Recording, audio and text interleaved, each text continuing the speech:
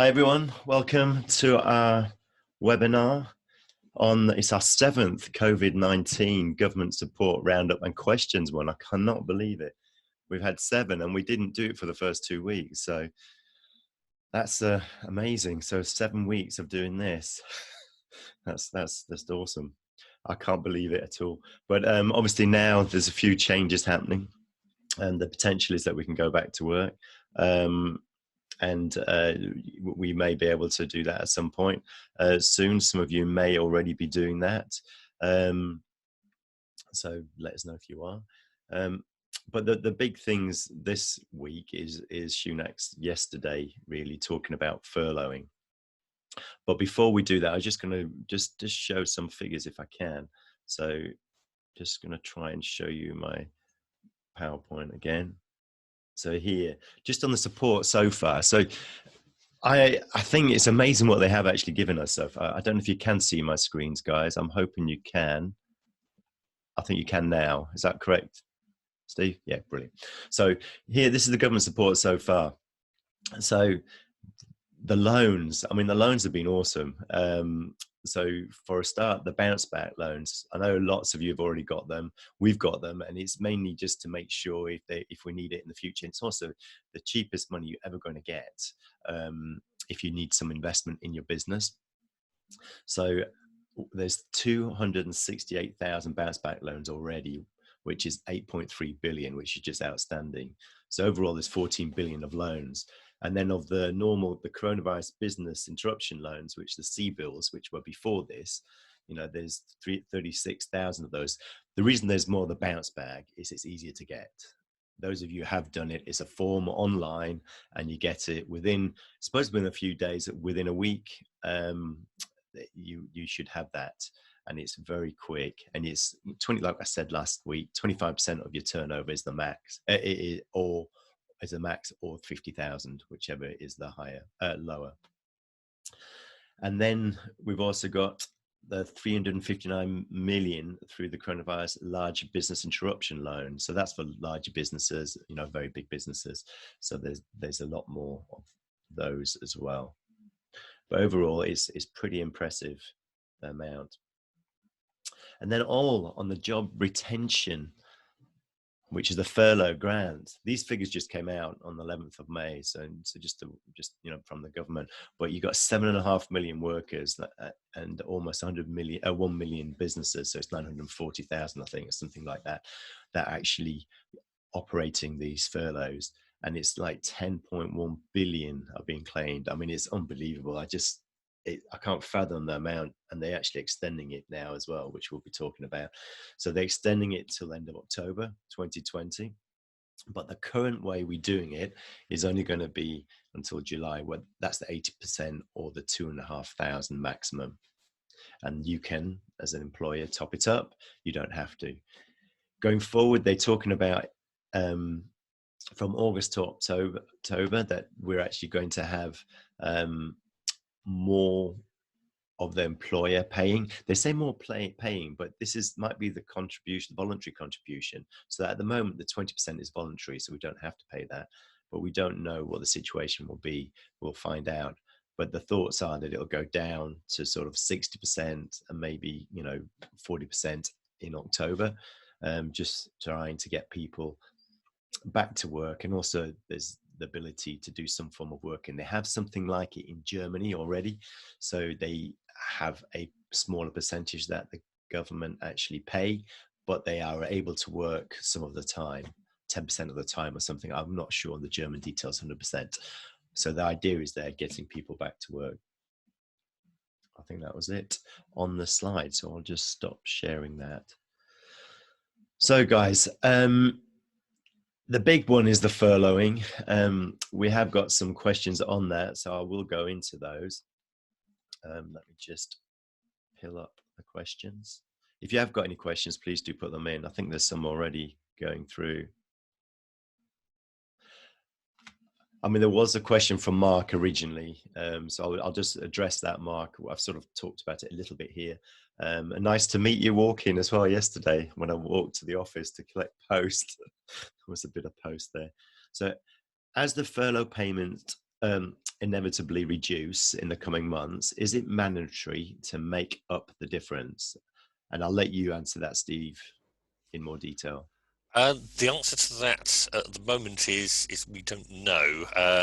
It's again a case of an announcement has been made with details to follow later by the end of the month. As Nikolai has already said, we strongly expect it will be just a case of they will reduce the amount that it is possible to reclaim with the intention to get businesses to stop furloughing.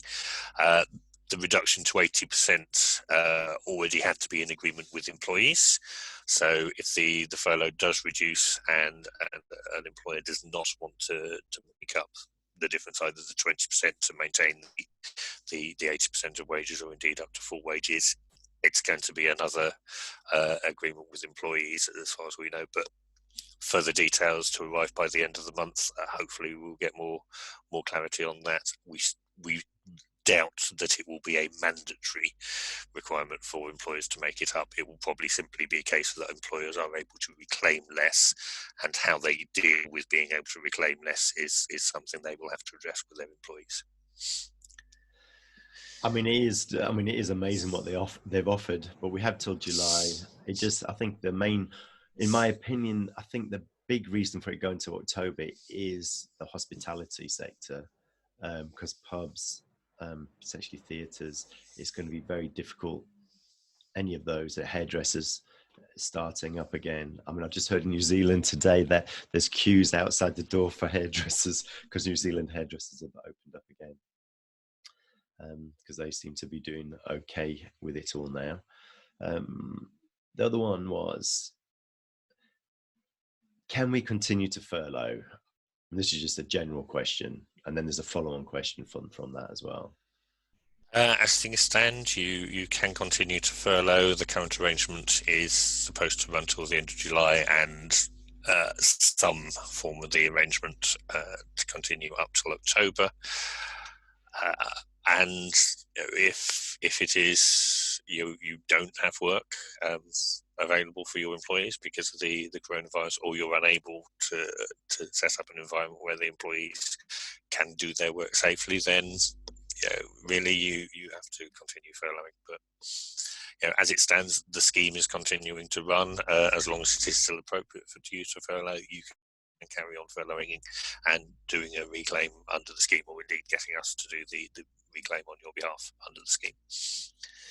With the furloughing, it is up to the employer to do the furloughing. So it's, if you don't want to do it, you don't have to do it. So it is all up to the employer whether they want it or not. Once everyone's going back to work, I mean, I'm looking at all this at the moment. There was a great one with Jeremy Vine. There was a lawyer there talking, who's an employment lawyer, who have actually done a webinar with. He's amazing. He just knows everything. But he was saying that once you go back to work for the health and safety, I mean, this is HR, so I'm just telling you what it says, but for health and safety wise, as long as you've done what you think is correct, the employee can say if it's not safe, they don't want to come back to work. But if you are saying you've done everything that you should to make it safe, then the employee can still not come to work, but they will be on no pay at home if you want them at work, basically, and if you need them at work to do the work. Obviously, they can work from home anyway. They can work from home, but it was quite interesting because the question was put to him: what if I have an employee who I want to take off furlough because I need them to come back to work, but they still don't want to work in the office or whatever environment is, but because they think it's unsafe? Because people can easily say it's unsafe at the moment because it's not, nobody knows where coronavirus is. I mean, look at the White House. The White House has coronavirus and it's got the biggest security in the world. But so it's just interesting as an employer. It's also good to create a guidance from coming back to work and everything, so that you sort of people know what you are expecting them to do, and what you've sort of put in place. But that's more of a HR thing, so which is worth looking at. But it's just worth knowing with the furlough, and you are in charge as an employer of who is on furlough and when you want them off furlough as well. On that point, one thing I would note, I mean, as Nikolai says, it is indeed the employer's decision whether to continue furlough or not. There is a provision in employment law for an employee to refuse to work in a workplace that they consider unsafe. So there is potential there for employees to say, no, I don't want to come back to work. I don't think you can operate safely. I think I will be put at risk doing that. Obviously, that becomes a little bit more of a legal issue rather than an accounting issue then. But just be aware there is a provision in employment law for an employee to refuse to work in an unsafe workplace. Yeah. So there's just the possibility you may face that for employees that either are genuinely worried about it or indeed enjoying being on furlough and wishing to use it as an excuse to come back. So it is the employer's decision, but just got to be aware there's a possibility employees will object if they don't think you've set up a safe environment for them to work in. And that it's worth. I mean, if anyone wants this Jeremy Vine clip, I can send it. But that's exactly what he was talking about. And the issue there is that you don't have to pay the salary if they don't want to come to work, because that's their choice not to come to work. So it was just interesting because I didn't really appreciate that myself. And there's people out there. So if people do not want to, that's absolutely fine. Like Steve says, because there will be something in employment law saying that, but they don't need to get paid if they don't want to work. You can also stop the furlough. Now, I'm not saying that because I'm not employment lawyers, but I'm happy to share the link with you. And he's an employment lawyer, and he's very good as well. The other question was, what do they need to do to carry on the furloughing? And this is more from our procedures, I think, Steve. Well, given that all of our payroll that we deal with is dealt with on a monthly basis, we are looking at doing the furloughing claims on a monthly basis as well. So we're looking at doing the next claim on the 20th. Jason will be in touch in exactly the same way as he was original, confirming who is furloughed for the month of May and how much they are due to be paid. So we will be looking to get that confirmation again. And the main reason for getting the confirmation, as well as covering us to make sure you're approving what we're submitting, is that at the moment amending claims is at best extremely difficult, if not impossible, and therefore it is very important that we get these claims right first time. Small differences can almost certainly be adjusted on the next claim, but any major issues, they will prove very difficult to rectify later. So yeah, that's the plan. Next week, Jason will be contacting you with the list of employees and the amounts we're looking at claiming. With the ease of the lockdown, if you are looking at restarting work, either partially or fully, do let us know so we can amend the claims accordingly. But yeah, we are looking at doing that on a monthly basis in the same way as we're looking at preparing the normal payroll on a monthly basis. Just on this, just another one on furloughing from you, Bruce. So what's the process of bringing someone back from furloughing? I also assume it is okay to bring back part of the workforce back, but not all. Again, this really comes down to more an agreement between yourself and your employees. Almost certainly, because a full workplace, you won't be able to institute social distancing.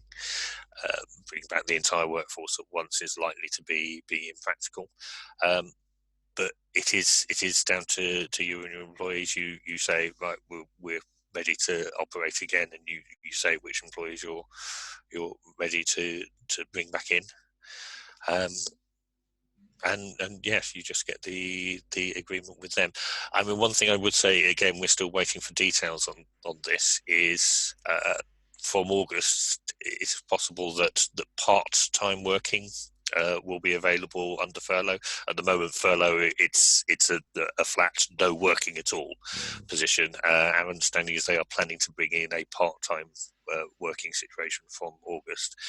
So it's possible you could have a sort of rolling system where you get part of your workforce in for different days of the week. So you don't have your workplace operating at full capacity, so you can operate social distancing, but each of your employees is getting some work and some work at what would be full pay, because those days obviously would not be 80% furlough days. Also, Bruce, it's worth noting that you can bring somebody back and work for a week, but then they have to be furloughed for 3 weeks at least. You can't bring them back in after that. So you can part furlough someone for a period, but there has to be a 3-week gap between you bringing them back in again.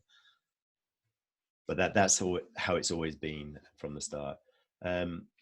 Mandy's asking, is there more about the rumor of staff will not be able to take holidays this year? Is this furloughing staff only? Does it mean the holiday or no travel? Right, I'll be honest, I haven't heard the rumour, but I've seen various things which could probably conflate through to a rumour on those lines. Holiday rules are, as far as I'm aware, completely unchanged. The main thing that is probably going to affect it is while employees are on furlough, they're not on holiday. You can be either on holiday or on furlough, but you can't, strictly speaking, be both at the same time. Obviously, there are going to be travel restrictions for some time, so there has been a lot of talk in the news about the holiday season not happening, simply because people are unable to travel abroad, or indeed in some cases across the country. But no, as far as I'm aware, there is nothing to stop people taking holidays. The problem is probably going to be that employees that have been furloughed are not taking holiday, and therefore you'll have a lot of holiday entitlement potentially carried over once the furlough is done, and that may potentially create problems with a lot of people trying to take holiday in a small amount of time. Yes, I mean, that is the biggest issue that people are saying, is that there'll be a lot of accrued holiday during furlough, because you're still accruing holiday. You still have all the same rights as when you are an employment. So even though you're furloughing and not working, you're still entitled for that holiday. I have heard of people saying that they want their team and staff to actually take holiday whilst they're furloughed, and by doing that, then they don't have to. But then they've come off furlough for those holidays theoretically, because they're not actually, you can't furlough somebody if they're on holiday, as Steve has just said. So it's a bit complicated in that respect. But it will be an issue for employers, especially if it's all the way till October, that suddenly you have all the staff that want it. And that's why some people haven't furloughed their team. They've actually made them redundant, because they don't want them to accrue all the benefits of a employee, which continues. So a lot of hospitality have got rid of people because they don't know when they're going back. And also some people want to be below the 2 years for that employment, so that they don't get all the full rights of an employee as of 2 years. We mentioned this at the start with all this, but there have been people on that doing that as well. Other question was, when will we know more about the furloughing? As in, what will it be for August to October? I've covered it a bit, but I'll pass it to you. The promise is detailed guidance by 31st of May, so it may turn up tomorrow, it may only turn up on the 31st of May. We shall obviously keep an eye on the updates there, and once we hear anything, we will let you know. But 31st of May is the ultimate deadline. I would say that they've managed to implement the self-employed scheme earlier than expected, so fingers crossed that does mean that we will get guidance on the extended furlough earlier than the expected deadline. But at the moment, 31st of May is the only date they're giving us. Yeah, Mandy, you've asked, surely we can't prorate the holiday? Unfortunately, no, you can't. If you're furloughed, you have to ask them to take holiday whilst they're furloughed, and that's the only way to do it. And that's not really, it is odd. It is odd. In my opinion, it should be, if you're furloughed, that holiday doesn't accrue whilst you're furloughed because you're at home not working, but people might argue, well, they haven't been on holiday, they've been at home, stuck at home or in their flat or something. Last question I have here, unless there's any more coming through, is are there any other small business grants out there for those of us who work from home? Because there's obviously the ones related to business rates that we've covered. Yeah, I mean the only new grant, relatively new grant, is a discretionary grant fund, which is being provided to councils, but that's more intended for people that have things like market stalls that they have the rent costs associated with owning a market stall, but it's not big enough to be in the business rate system, or people in shared offices where the landlord is the one that has the rates bill, and essentially he figures the rate bill into the rent amount he's charging to each of the businesses in those offices. But really, say that is intended for people that have more public premises rather than people working from home. So unfortunately at the moment there is no sign of any more grants for people working from home. The one thing I did see this morning on Accounting Web is an article about home working costs, but that was simply highlighting the provisions for being able to claim home working costs that exist already, which I believe for all of our affected clients, effectively we are doing those claims on their behalf already for the existing home working costs. So unfortunately at the moment there's no more good news on that, I'm afraid. I missed one actually. For self-employment, the self-employed people, the grant, when should they get it and what do they need to do? Right, the self-employed grant system went live yesterday. Now, it's been set up so we're not able to make claims on behalf of our clients. Unfortunately, the claim has to be made by the client themselves. There are two ways of doing it. One is if you've got an online tax account yourself, you can make an application through that. The other is there is a phone number. So if you can't or indeed don't want to set up an online account, then there is a phone number that you can call, and the phone number for that is 0800 024 1222. The grant itself will be based on the historical tax return figures that have been submitted. So anybody claiming the self-employed grant, they won't be expected to give the HMRC figures of how much they think they're due. What you will need is you'll need your UTR and national insurance number, and there will be some personal ID checks as well. That's normally based on things like passports, driving licenses, things that are in the government databases that they are able to check fairly easily. But those are the two ways of doing it. We have circulated an email around self-employed clients, letting them know how to do that. Say we aren't able to do it on their behalf. The system simply isn't set up to allow us to do that. But see, if any of our clients do have problems making the self-employed claims on behalf, we are here to give as much help as we're able to. The timetable for it is about 6 days. I know I was sceptical about that with the coronavirus job retention scheme, but I've been proved wrong on that. So yeah, theoretically the claim should come through within 6 days of being made. Well, I think that sort of brings to the end everything, unless there's any further questions. It's just really the furloughing that's been increased, which is amazing. There has been a lot out there, and hopefully also we'll be talking to you if you are furloughing in due course next week through Jason, as Steve said, and we'll just ask you to confirm everything when we do the furloughing, that you are happy with the same figures that were there last time, or if there's any changes. All right, guys. Well, I have a lovely weekend, and hope we have good weather, and stay safe. Thank you. Bye.